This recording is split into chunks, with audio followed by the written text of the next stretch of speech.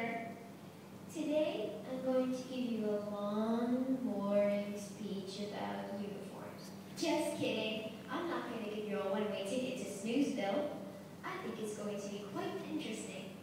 I now present to you the 3 reasons why uniforms should be mandatory in schools. First, it reduces cliques. Think about it. If you watch a movie that takes place in a school, or look at some high school kids in the US, don't the populars pick on people for having dorky clothes, ugly shoes, and unfashionable accessories? In most uniform schools, students say, no, uniforms is the best plan. But look at me. I put up with uniforms for 5 years. You don't see me complaining. On the day when we don't have to wear uniforms to school, some students are kind of picked on by what they're wearing. Trust me, I know from personal experience. To prevent this, you know what to do. If you don't, you need to open your ears and listen.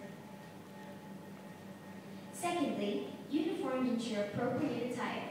If you're someone like me and you go to an all-girls school, or even a regular school, you know girls will compete for popularity.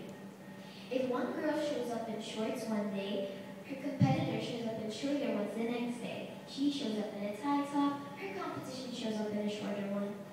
The clothing might keep getting shorter and shorter until it gets out of hand. And girls in short clothing would not be good for the concentration of boys.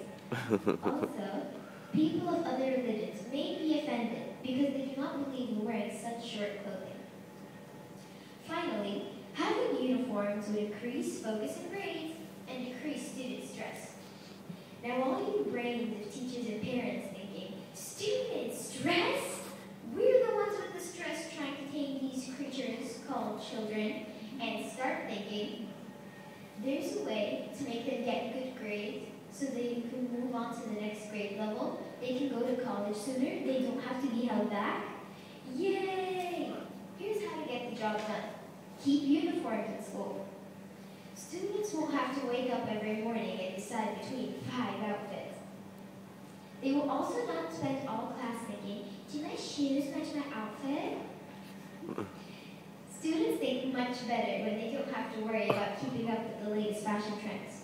So, if the uniform school went up against a non-uniform school in an academic decathlon, I bet you the uniform school would win.